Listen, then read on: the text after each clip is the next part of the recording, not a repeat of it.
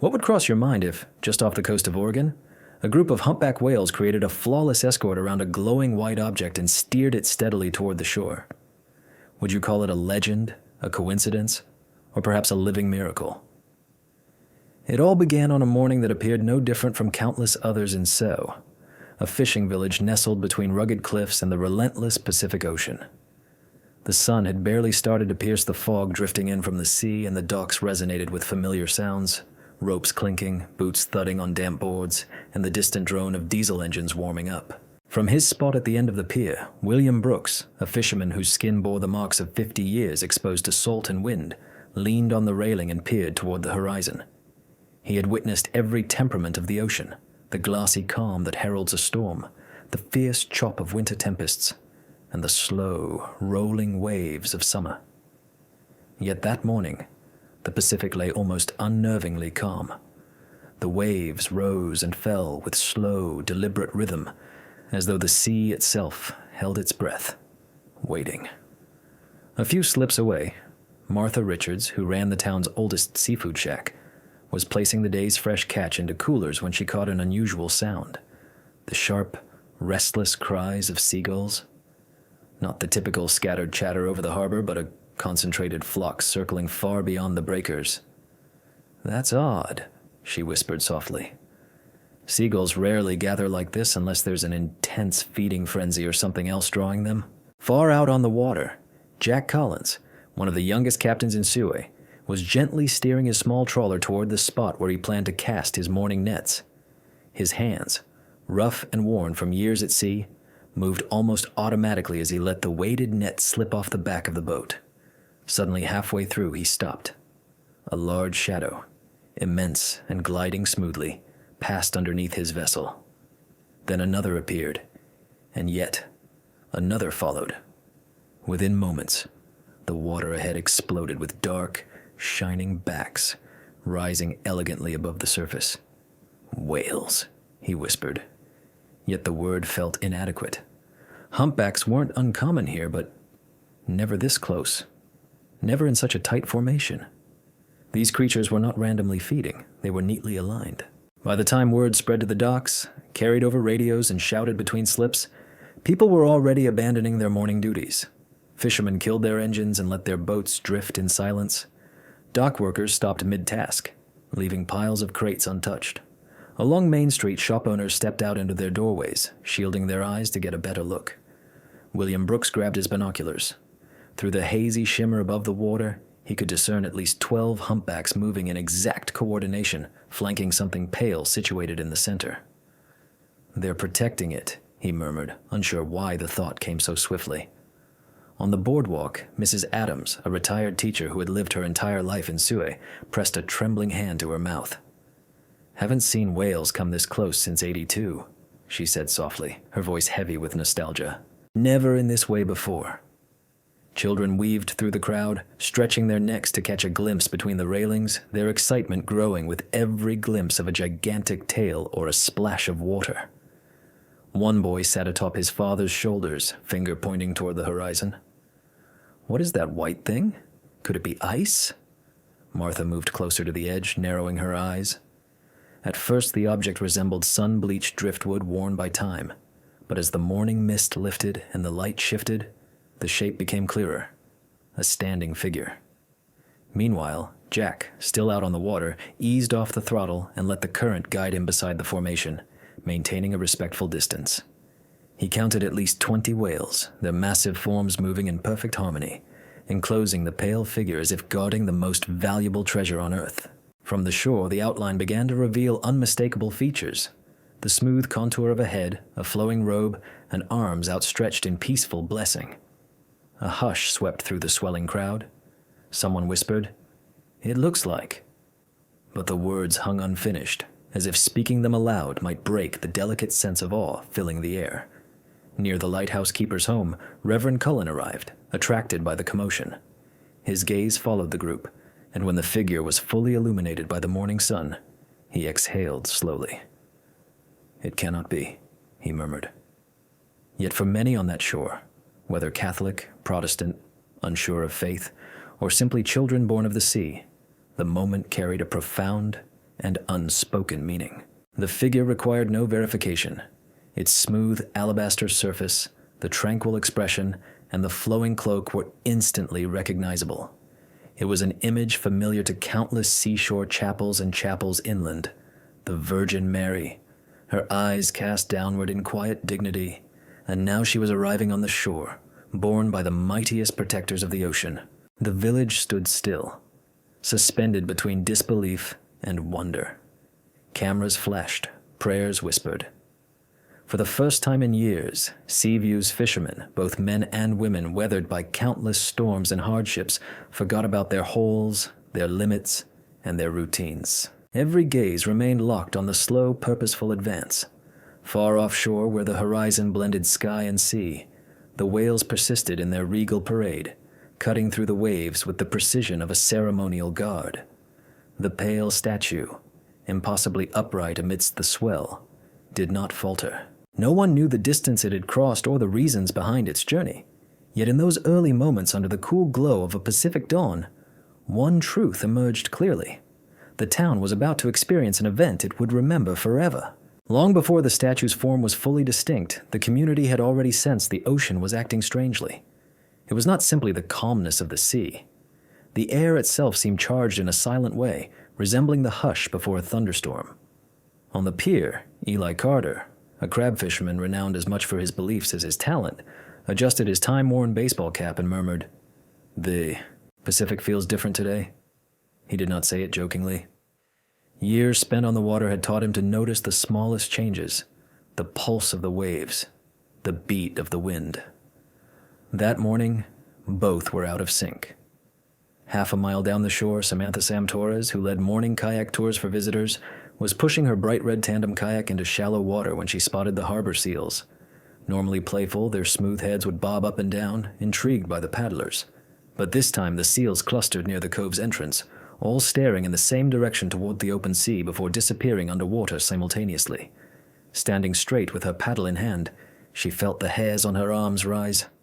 "They are scared," she murmured. Back in town, the radio chatter had started.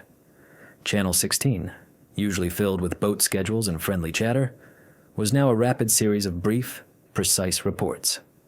A pod of humpback whales, maybe 10 or 12, sailing close in formation in the northwest area. Anyone else seeing that? Not feeding. Repeating. Not feeding. Captain Jack Cullen's voice came through, steady but purposeful. They are moving toward the shore with something alongside them. On the worn porch of the Harbor View Diner, Martha Richards wiped her hands on her apron and stepped into the sunshine. A group of retirees who met every morning for coffee had stopped their regular talking. Instead, all five leaned in, listening carefully. Leaning over the railing, his eyes narrowing against the bright reflection shimmering on the ocean, one of the men asked, "Have you ever seen him move like that?" William Brooks, passing by with binoculars hanging around his neck, shook his head slowly and replied, "Not in 50 years. No." The bell of the diner jingled as another visitor stepped outside. Officer Dan Miller, the town's part-time harbor patrol, arrived. "The Coast Guard is picking this up as well," he informed them. "They're tracking it, but no one considers it normal."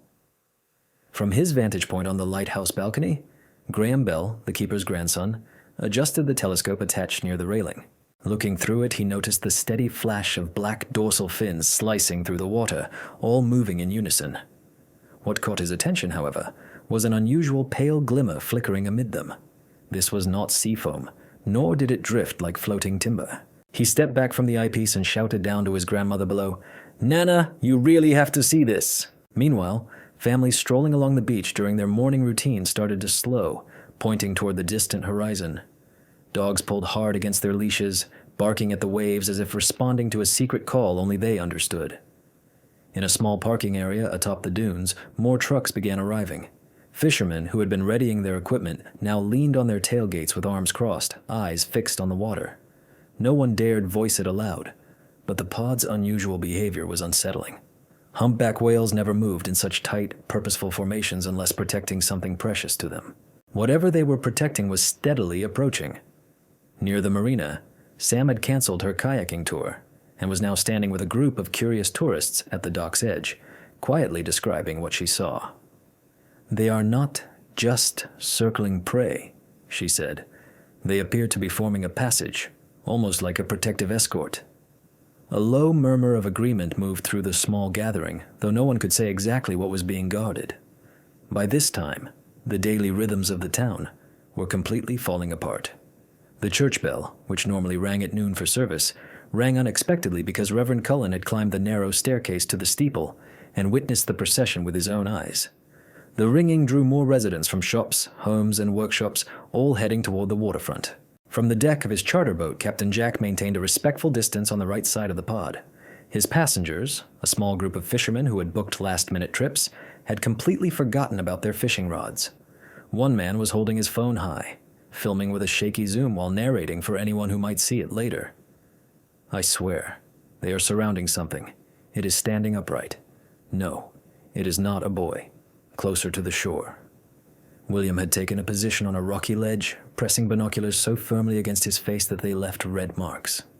Through the lenses, the object between the whales glimmered in the soft morning light, its shape too elusive to be certain.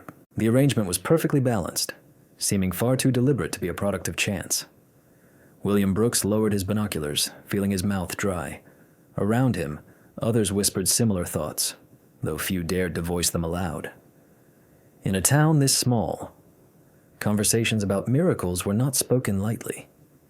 Yet no one could deny the blend of unease and excitement that held everyone rooted in place. Even the gulls appeared to follow a pattern, circling high above the group as if echoing the order beneath. The signs were everywhere, slowly building towards something no one yet understood. For now, it was only the strange, the unnatural stillness of the sea, the synchronized movement of the whales, the way the town's rhythm seemed to pulse in tune with the slow, purposeful strokes of those massive tails. Whatever was unfolding out there was drawing nearer, and when it arrived, nothing would remain the same. As the formation approached, the murmurs along the shore sharpened into gasps of surprise. What had begun as a faint blur between the arcs of black dorsal fins was now becoming distinct against the shimmering water, standing straight and steady, appearing unaffected by the ocean's sway. On his trawler, Captain Jack Collins adjusted the throttle, letting the boat drift with the tide. He raised his binoculars again and caught the first clear shapes. Smooth, rounded shoulders, a slender waist, arms hanging down in a gesture that seemed intentional. This was no debris, no floating marker, no artistically weathered driftwood, and his stomach clenched. Perched on the rugged cliff above the harbor, William Brooks stood amid an expanding crowd of townspeople, his binoculars fixed on the mysterious object. "It is not drifting with the current," he murmured quietly to himself. "Somehow, it is firmly secured in the water." Nearby, a teenage member of the high school surfing team nervously pulled at her wetsuit collar, her gaze glued to the distant view. "It resembles a person," she whispered, "but it does not appear to be alive." Down at the marina, Martha Richards shielded her eyes with a hand speckled in flour dust. Behind her, a customer's forgotten meal sat cooling on the counter. "I have seen many statues tucked inside churches," she murmured, "but never one floating in the vast Pacific Ocean." The group aboard Jack Collins's boat pressed towards the railing, their phones raised to capture the moment. One man muttered a curse under his breath. "That is a statue of the Virgin Mary," he said, his voice tinged with disbelief. "Tell me I am mistaken." The news spread rapidly like fire through dry fields. Onshore, people began whispering it, some uncertain, others filled with a desperate conviction. A few crossed themselves in silent prayer. From his vantage point at the lighthouse, telescope in hand, Graham Bell could now discern finer details: the carved folds of a robe, the gentle tilt of a head, and astonishingly, a faint, halo-like glow as sunlight gleamed through the sea spray. "It is flawless," he breathed out. "No chips, no damage." The whales, immense and deliberate, held their protective positions alongside the statue.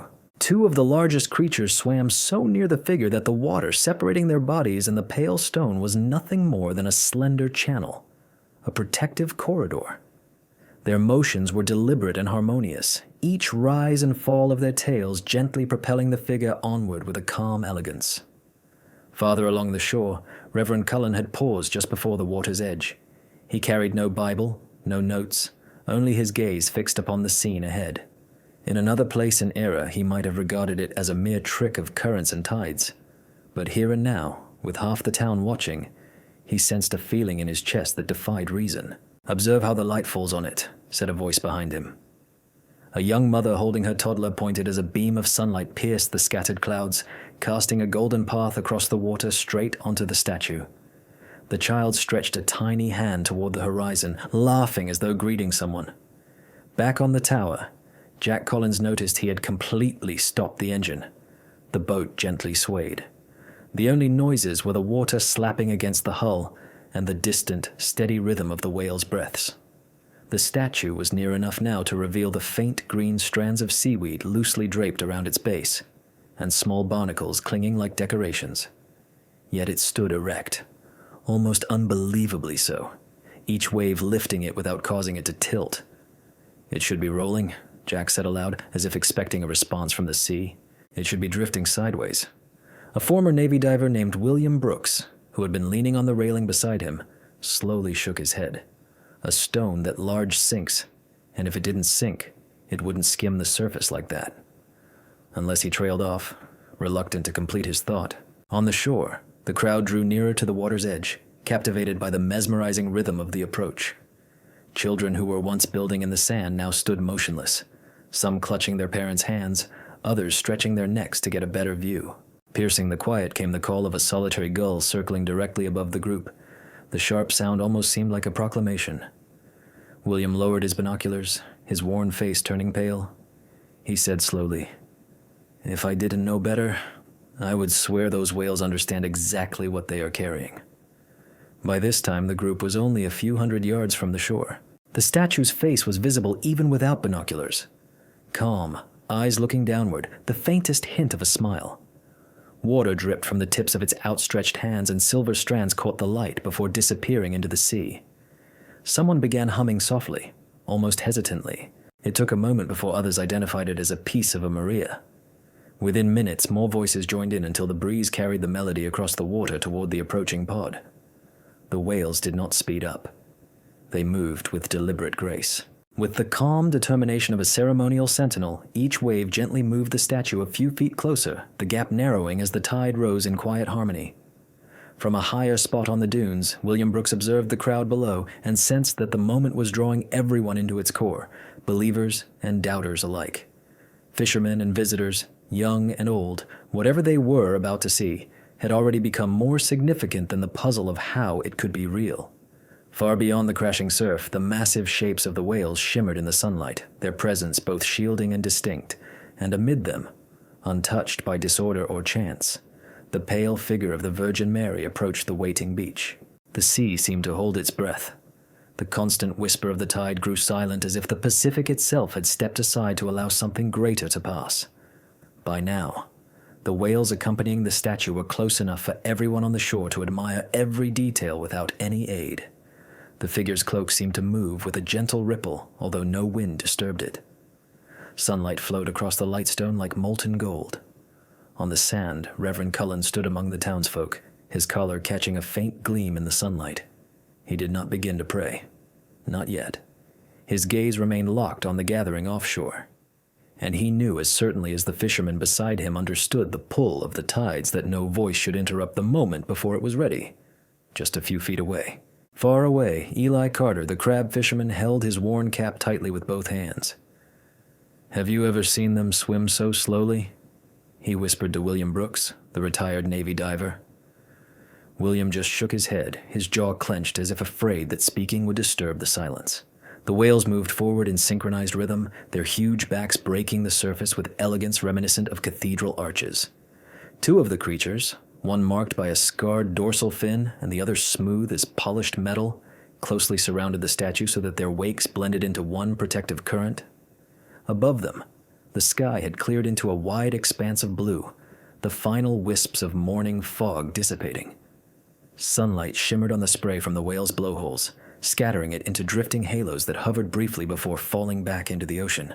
Near the shoreline, Samantha Torres, the kayak tour guide, crouched, paddle firm in hand.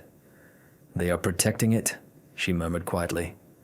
Her eyes followed how the largest whales positioned their bodies to counter the incoming waves, absorbing each swell before it could reach the statue's base. A quiet wave of anticipation passed through the onlookers as a lone humpback surfaced nearer to the shore than anyone anticipated. Its enormous eye broke the surface for a moment, calm and unblinking as it observed them.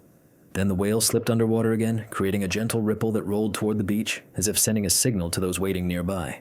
Amid the assembled crowd, a voice began softly humming, "Amazing Grace." It started as a faint, solitary sound, trembling with emotion, but soon others joined in, blending it with the gentle rhythm of the waves. The tune was slow and respectful, rising and falling with the ocean's movement. Even those unfamiliar with the lyrics allowed the melody to carry them away.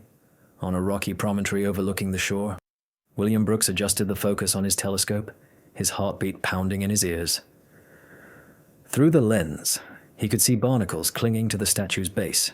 The way the stone's folds captured shadows seemed as if sculpted by a hand that grasped both cloth and the sacred. Yet what intrigued him most was the statue's expression, calm yet purposeful, as if its gaze looked beyond him rather than at him. The sunlight shifted once more, this time sending a beam from the clouds to illuminate the statue.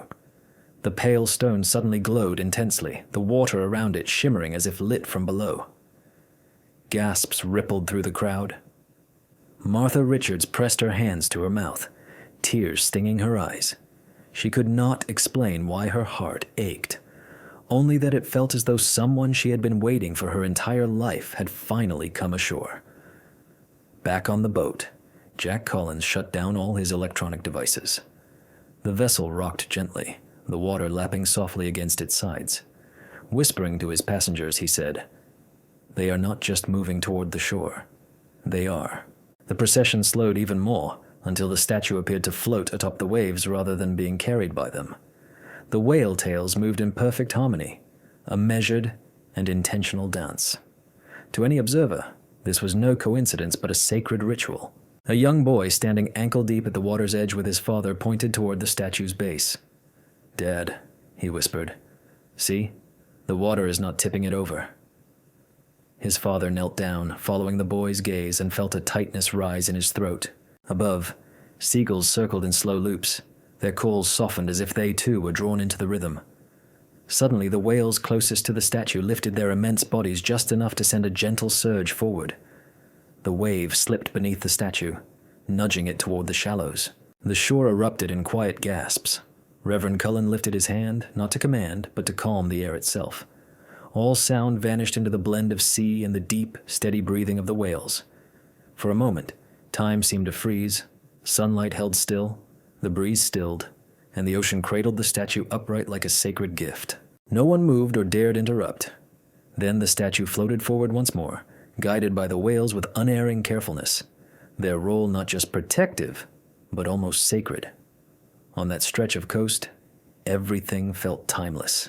Along the Oregon coast, with the vast Pacific resembling a boundless cathedral, the residents of So witnessed something they would never fully agree on how to interpret. Yet, none could ever forget the sensation it provoked. The tide was rising now, with each wave stretching further up the shore, tracing patterns of foam that curled around bare feet before pulling back again. The whales had nearly stopped, drifting in a semicircle just beyond the last surf break. Their forms gently swayed as if breathing in harmony with the ocean itself. From his position in the shallow water, Captain Jack Collins sensed the change in the current. "They are aligning her," he whispered, not directing the words at anyone. His tone was calm and careful, the same he used when steering into port during stormy conditions. Focused and steady, he was fully present for this final approach. On the beach, William Brooks stepped forward until the icy water lapped at his boots. His binoculars, once hanging around his neck, were now forgotten. He no longer needed them. The statue was near enough to observe every feature. The pale stone shimmered beneath a film of seawater, and the carved folds of its robe caught the light, throwing gentle shadows. A silence had settled over the gathering, interrupted only by the soft sounds of the surf. Even the seagulls had soared higher, their calls reduced to faint murmurs against the cliffs. It felt as though the entire shoreline held its breath, awaiting the last acts of a ritual no one had practiced. Two enormous whales lowered their massive tails toward the ocean floor, causing a gentle but steady swell to roll forward. This movement lifted the statue and carried it over the initial shallow sandbar. With every motion, the water shimmered, as if sprinkled with tiny fragments of glass. Martha Richards stood close to the water's edge, still wearing her apron, pressing both hands against her chest. "They are bringing her," she murmured, her voice shaking. Nearby, a young man, a tourist who had unexpectedly come upon this gathering, found himself nodding without understanding why. The statue's base now scraped softly against the underwater sand, the muffled scraping sound distinct. A child in the front row gasped and reached for his mother's hand. Instead of pulling him back, she knelt to guide his eyes. "Watch," she said quietly. "This is meaningful." The whales adjusted their positions, movements almost synchronized. The two largest swam alongside the shore, forming a tranquil zone of water around the statue, while two others behind pushed it forward slowly. This created a smooth glide, making the statue seem to drift on unseen tracks. At the surf's edge, the first hands reached out. Jack Collins and two younger fishermen waded into the waist-deep water. Their clothes darkened immediately as the cold bit their skin, though none paid attention. They waded toward the faint light. They moved with great care, avoiding any splashes as if the slightest disruption could undo whatever force had kept the statue standing for such a long time. When Jack Collins touched the icy stone, a chill ran up his arm. It was not the typical cold from water. It felt sharper and more intense, similar to the sensation of standing too near an electric current. He glanced at the others, and judging by their faces, they experienced the same feeling. "Keep her steady," William Brooks commanded from the shore, his voice calm but firm. Together the men steadied the statue, allowing the withdrawing tide to gently pull it. Then they waited for the next wave to lift it again. With perfect timing, they moved the figure forward during the swell, moving carefully step by step until its base found firm ground. Behind them, the whales that had gathered began to drift away. One after another, they turned leisurely in wide circles, their tails arching high before diving beneath the surface. The pair of lead whales lingered a little longer, making slow circles near the place where the statue now rested in shallow water. Then, as if responding to an unspoken signal, they drew a broad curve and headed back out into the vast ocean. From the shore, the crowd watched the retreating giants in silence, feeling a mix of appreciation, wonder, and a quiet sadness at their departure. No applause broke the stillness, and no cheers rose from the onlookers. It would have felt out of place. The fishermen lifted the statue together, surprised by its weight despite the tide's assistance. Their boots sank into the damp sand as they carried it beyond the reach of the waves. A half circle of spectators stepped back respectfully, giving space to the men and the statue that had just returned from the sea. Instinctively, people gathered in a circle around the spot where the men carefully placed the figure down. At the center stood the statue exactly as it had been in the water, upright and steady, arms extended in a quiet gesture of greeting. Seaweed hung from the base with tiny shells still attached. Water droplets trickled down the folds of the robe like morning dew. Samantha Torres knelt in the sand, reaching out but stopping just before touching it. Her voice was barely a whisper. "She is perfect." Silence hung in the air for several moments. The only sounds were the ocean breathing behind them and soft, fading blows from the whales far out at sea. It seemed less like an ending, and more like the start of something no one yet fully understood. A young girl with wind-tousled hair and rosy cheeks broke the quiet. "She made it," she said simply. Her father lifted her into his arms, never once taking his gaze off the statue. Somewhere above on the bluff, the old bell at St. Matthew's Chapel began to toll, not as a warning but as a greeting. Its deep, resonant sound rolled across the beach, blending with the salty air and the warmth of the sun. There, on that stretch of the Oregon coast, the community of Seaview stood shoulder to shoulder, united by the memory of the whales, the sea, and the silent figure now resting safely on their shore.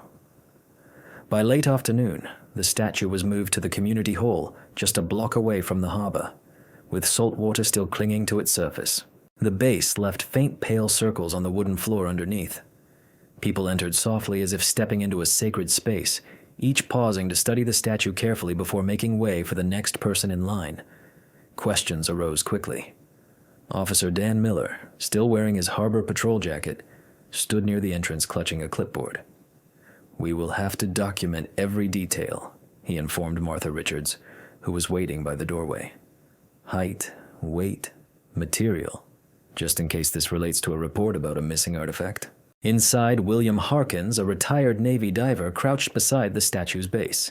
He ran his rough hand over the stone, following the delicate chisel lines. "This is not local craftsmanship," he declared plainly. "Marble this pure cannot come from Oregon quarries nor even from California." A quiet buzz spread through the room. Reverend Cullen, standing close by, held his hands tightly together. Where then? William shrugged. Possibly Europe, Italy even. "I've seen marble like this in ancient overseas cathedrals." That triggered a flurry of guesses. Some insisted they remembered a shipment of religious statues lost at sea long ago. Others recounted tales of hurricanes sweeping artifacts away from coastal churches. At the far end of the hall, Samantha Torres scrolled through her phone. She had already uploaded pictures to a local Facebook community. Comments poured in rapidly, ranging from claims that it resembled a statue destroyed by a storm in New Orleans to more fantastical ideas that it was a divine sign. The Coast Guard reported no recent incidents involving missing cargo matching this description. Officer Miller lowered his phone after a brief call and said, "No church in Oregon or Washington has reported a lost statue. I am contacting California now." From the crowd, William Brooks spoke up. "I have spent half my life fishing these waters," he said. "You can tell me currents bring in logs, gentlemen, even occasional shipping containers. But a 1-meter tall marble statue standing upright in the waves is not something that drifts ashore." An elderly lady wrapped in a faded shawl stepped forward. Mrs. Howard, one of the oldest residents of the coastal town, leaned on her cane. "My father used to tell a story," she began calmly, despite everyone's focus on her, "about a statue of Mary lost in a fire on a ship off the coast perhaps 70 years ago. People said the sea kept her safe until the right moment." No one ridiculed her words. Even skeptics could sense the weight behind her tone. Late in the afternoon, Dr. Elaine Porter, an art historian from Portland, arrived after a 2-hour drive. She moved slowly around the statue, her fingers hovering just above its surface. "Carrara marble," she finally declared. "The style is early 20th century, likely from an Italian workshop that provided churches in both North and South America." Drawing a small flashlight, she angled its beam to reveal intricate details. "Notice the tool marks here. These were not made by a machine. This piece was hand-carved." Reverend Cullen then asked the question lingering in the air. "Could it have been stolen?" "That is possible," she responded thoughtfully. "It is strange, however, that no police reports mention such a marble statue. Transporting something like this would be costly. Whoever commissioned it must have had significant funds." Meanwhile, news about the statue spread far beyond sea view. A local news crew arrived outside, filming through their open van door. Reporters shouted questions like, "Where did it come from? And will it remain here?" Yet no one inside could provide any answers. That night, the community hall stayed illuminated long past midnight. Residents took turns sitting beside the statue, not to guard it but to bear witness. Some prayed quietly, while others simply observed in silence. In the quiet early morning, Jack Collins stopped by after securing his boat. He rested against the wall, examining the figure under the faint light. Although the dampness on its surface had mostly vanished, the seaweed around its base still carried the subtle, salty aroma of the Pacific Ocean. He reflected on the whales he had seen and their precise movements, and realized that even if someone uncovered the statue's origin, that mysterious connection would likely remain unexplained. By daybreak, replies arrived from inquiries sent along the entire West Coast, including Washington, California, and even Alaska, but no matches appeared. A contact from the Archdiocese in San Francisco confirmed that none of their churches were missing a statue resembling this one. Despite that, speculation continued. Graham Bell, grandson of the lighthouse keeper, shared a photograph from a maritime archive showing a ship lost in the 1960s that had been transporting church artifacts from Vancouver to Chile. The photograph was blurry, but one item on the shipment list mentioned a sacred statue of marble, 3 feet tall. No official record indicated it had ever been retrieved before.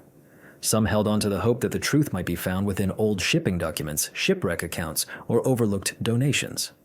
Others, including William Brooks and Mrs. Howard, quietly felt that no amount of paperwork could truly explain why it had arrived here now and in this form. By the close of the second day, Officer Miller posted a brief notice on the community hall's entrance. Until identification could be confirmed, the statue would remain on display in Seaview under local care. Nobody was sure if that meant a matter of days or a number of years.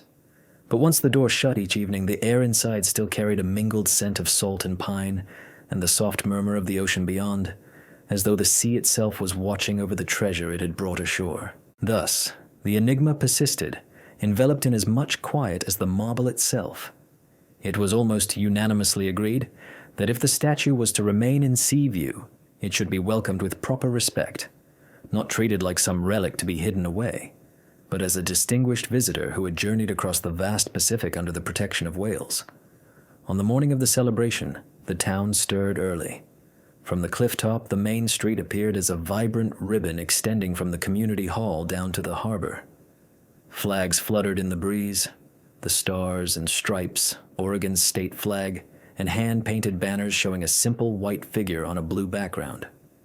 Inside the Harbor View Diner's kitchen, Martha Richards was up before the first light, handing out paper cups filled with coffee to the volunteers as they passed by. She had attached a small bunch of wildflowers to her apron. "Nobody goes out there without something to offer," she said to the teenagers as she gathered folding chairs. At the boatyard, Jack Collins was assisting in securing the platform meant to carry the statue.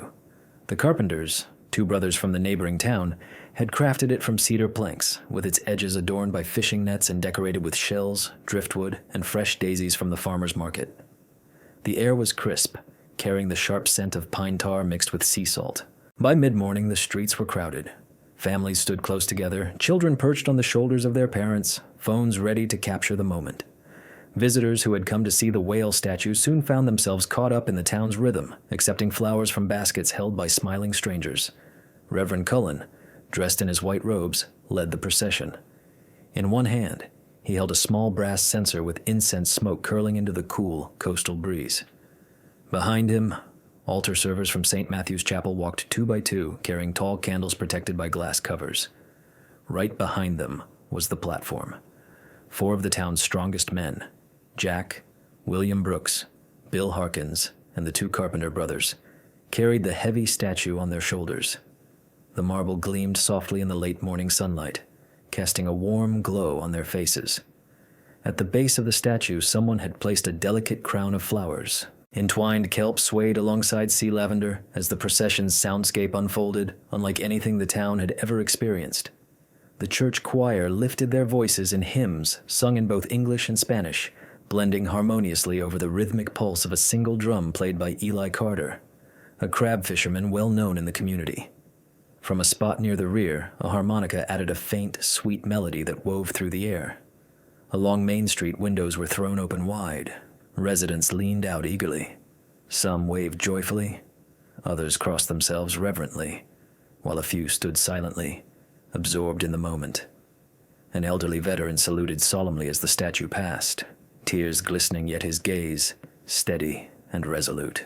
As the platform approached the harbor, the crowd grew denser. Boats gently swayed at their moorings, decorated with strings of flags fluttering in the breeze. The scented mix of saltwater and diesel fumes mingled with the fragrance of freshly cut flowers. From the dock, Samantha Torres distributed small paper boats, carefully folded from parchment. "Write a hope, a prayer, or anything you wish," she invited those who accepted one. People quickly jotted down the names of cherished ones, wishes for safe journeys, and promises they intended to keep, then released the paper boats into the water. The tide carried the vessels away in gentle clusters. Finally, the platform was positioned on a broad expanse of planking overlooking the vast ocean. Reverend Cullen stepped forward, raising his hands to call for silence. The choir's concluding note faded, giving way to the distant cries of gulls. "We do not yet know where she originated," he began, his tone both steady and comforting, "but we are certain. She is present with all of us now." And he turned to face the statue, bowing his head in silent prayer. The crowd followed his lead, matching his reverence. There was neither hurry nor impatience, just the gentle sound of waves lapping against the pilings and the soft voice of Reverend Cullen. When the prayer concluded, the elders lifted the statue again and carefully carried it up the gentle incline towards St. Matthew's Chapel. The narrow path was adorned with petals from roses, daisies, and wildflowers, each step releasing a subtle fragrance into the air. Outside the chapel, the door stood wide open, letting sunlight pour onto the stone steps. As the statue crossed inside, the atmosphere shifted. A soft breeze carried a whisper of salty ocean air into the nave. The candles lining the aisle flickered in perfect harmony, though no one noticed a draft. Once the statue was placed upon its designated pedestal, a wave of calm swept through the crowd, as if the journey that had started far beyond their shores had finally found its destination. In the peaceful quiet that followed, a small boy's voice rang out clearly from the back. "Will the whales come again?" Some smiled knowingly, while others looked toward the open doorway where the horizon glowed warmly above the sea. No one replied, perhaps because no reply was necessary. In the days following the statue's arrival at St. Matthew's Chapel, the atmosphere in Sea View shifted. It was a change not captured by numbers or charts. The change was noticeable in how people stayed longer on the boardwalk, in the way voices softened, and in the way strangers left with smiles that had never appeared before. On the third morning, Jack Collins came back from a fishing expedition with his crew much earlier than anticipated. The deck of the boat was loaded with halibut, the sort of catch he normally had to spend an entire day working for. The nets were filled in half the usual time, he told William Brooks, who waited for him at the pier. And the catch was pristine. No ripped netting, no wasted fish. It was as if the fish had simply swum right into the traps. News traveled quickly, and soon other boat captains shared similar experiences. The sea beyond the harbor seemed exceptionally calm, even when the weather report called for rough waters. "It is not mere chance," Eli Carter commented one evening at the diner. "Feels like someone is watching over us." However, the changes were not restricted to the ocean. On a quiet lane toward the northern edge of town, Mrs. Lillian Hart, who had been confined to bed for months due to severe arthritis, asked her daughter to wheel her to the chapel. She remained seated before the statue for nearly an hour, hands clasped and murmuring prayers so gently they merged with the flickering candlelight. When her daughter leaned over to lift her back into the wheelchair, Lillian astonished her by standing unaided. "Help me walk," she quietly requested. By the time they reached the chapel entrance, she was walking without any aid. "It does not hurt," she repeated over and over, tears streaming freely down her face. 2 days later, inside the small kitchen of the Harbor View Diner, Martha Richards found herself staring intently at the refrigerator. For several months, it had been temperamental, its compressor failing during the worst moments. That very morning, when she opened it, the motor hummed as if freshly repaired. No fixes, no parts replaced. She chuckled softly, shaking her head, and said quietly to no one in particular, "Looks like you were taking care of the little things too, huh?" One evening, Samantha Torres was closing her kayak rental business when she noticed a man standing by the shore, staring at the harbor lights. His clothing was worn, and his face showed deep exhaustion. She recognized him from town, a veteran who had been living in his truck for several weeks. Without hesitation, she invited him in and made him some tea. They talked for hours, well past midnight. By the next day, Samantha had contacted a friend who owned a small apartment above the grocery store. The place was empty, so the veteran moved in that very afternoon. "I don't know why I stopped by your shop," he told her, "but something told me to." Even the children seemed affected by what was unfolding. At Seaview Elementary, a long-time divide between two groups of students faded after their class trip to the chapel.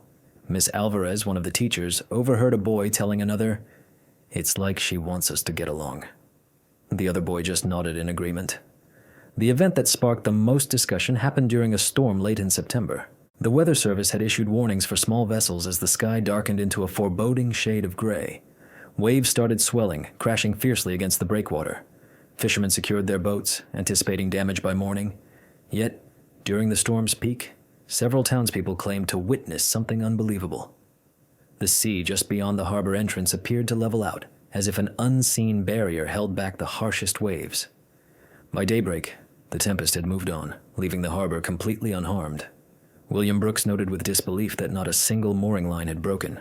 Inside the chapel, the statue remained as tranquil as ever, unshaken and bearing a faint glimmer of moisture on its marble surface, a detail no one could explain. 1 week later, Reverend Cullen received a letter from a woman named Martha Richards, who had traveled to Seaway after reading about the statue online. She described arriving gloomy, burdened by the loss of her son.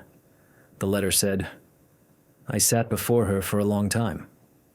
When I left, I did not feel healed, but I felt lighter, as though someone had taken part of my sorrow to carry it for me. Not all viewed these happenings as miracles. Some preferred terms like chance or luck. Nonetheless, in coffee shops, on the docks, and in quiet kitchen talks, people discussed them with a shared tone, a blend of wonder and thankfulness. One evening, as the autumn sun set low, turning the harbor into a canvas of golden hues, Reverend Cullen locked the chapel doors and he took the brief walk to the cliff's edge. From there, he observed the tranquil and boundless expanse of the Pacific Ocean. Far away, beyond sight, the whales that had carried the statue onward were continuing their journey. His mind wandered to the fishermen returning early with their boats full of fish, the arthritis that had gradually eased, the storm that never came near them, and the small, intimate moments that would never find their way into any newspaper. On the shore below, a group of children were busy building a sandcastle facing the open sea. Among them, a young girl with her hair braided unevenly in two plaits stood up and gestured toward the water. "She's still watching," the girl said. Though no one could confirm it, in sea view, evidence had come to matter less than the feeling itself. The steadfast belief in those quiet moments that something had changed when the whales delivered their silent offering. The town refrained from calling it a miracle because they craved magic. They named it a miracle because it restored their faith in one another. With the passing of months, the statue became woven into the rhythm of daily life in CE view. It remained unshielded, unbound by any barriers. Anyone could enter St. Matthew's Chapel, find a moment of peace, and gaze upon that tranquil marble visage. Some came to seek solace through prayer, others simply to find calm in the stillness. As winter approached, visitors began arriving from all directions, some traveling from as far as the East Coast. They had heard stories of the whales, the protective escort, and the mysterious voyage across the Pacific. Locals welcomed them warmly, sharing the tale that had become a beacon of hope.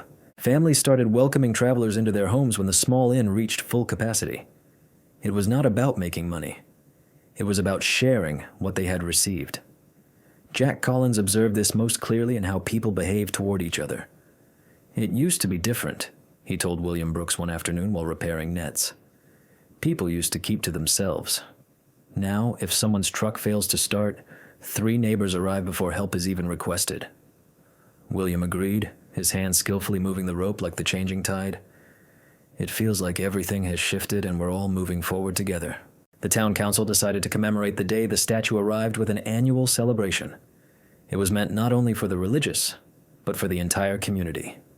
They named it Harbor Day, a moment to pay tribute to both the sea and the unexpected blessings it could bring. Every year on this day, boats in the harbor would all blow their horns together, and flowers would be gently placed into the water as expressions of gratitude. At the school library, Miss Alvarez introduced a new custom. Each spring, she asked her students to write essays on the most meaningful gift they had ever received. More than half of these essays mentioned the statue, not because of its appearance, but because of its symbolism of kindness, protection, and the reminder that everyone is part of something greater than themselves. Visitors often came expecting something grand, but left touched by something more subtle and profound. A woman from Chicago put it perfectly. She said, "It is not the statue that moved me. It is the feeling inside, like everyone there, no matter their reason for coming, is part of the same story." The whales were never again observed moving in such a pattern, although fishermen sometimes caught sight of 1 or 2 near the shoreline, briefly breaching the surface before disappearing into the depths. For the people of Sea View, that was sufficient. They believed the Guardians had completed their mission and returned to their immense hidden roots. On a stormy night in January, Martha Richards closed her diner early and made her way to the chapel. The rain tapped rhythmically on the roof while the wind shook the ancient wooden doors, yet inside reigned a peaceful calm. She took a seat in the second pew, the very place she had been on the morning of the procession, and noticed that throughout these months the statue remained unchanged, but she herself had transformed. She told a friend later, "I used to think faith belonged only to Sundays, but now I realize it is present in every small act we do for one another." Not every tale tied up neatly. The origin of the statue remained an enigma. There was no inventory, no records, nor any survivor's account explaining how it ended up in the path of those whales. However, the lack of answers no longer disturbed the town. Reverend Cullen stated plainly one Sunday, "At times, The question itself is the blessing. It drives us to look beyond ourselves. The harbor bell, once sounded mainly to warn about weather, was now heard ringing for weddings, for safe arrivals after long journeys, and sometimes simply because someone wished to express gratitude. The sound traveled out to sea before returning on the breeze. A reminder, as William Brooks liked to say, that nothing we send forth into the world ever truly disappears. The world never truly vanishes. On the first anniversary of the arrival, the chapel doors remained open from dawn until dusk. People moved in and out, leaving bouquets, snapshots, and handwritten messages at the foot of the statue. Some visitors stayed just moments, while others remained for hours, observing how the light shifted across the stone throughout the day. By nightfall, the ground surrounding the pedestal resembled a mosaic of tributes, shells from remote shores, coins from foreign lands, and even a folded paper boat inscribed with the simple words, "Thank you." That evening, as the sun dipped in a fiery mix of orange and red, the panorama from the bluff displayed a town unified in silhouette. Families, friends, and strangers stood shoulder to shoulder, gazing toward the horizon. Nobody spoke, yet the silence spoke volumes.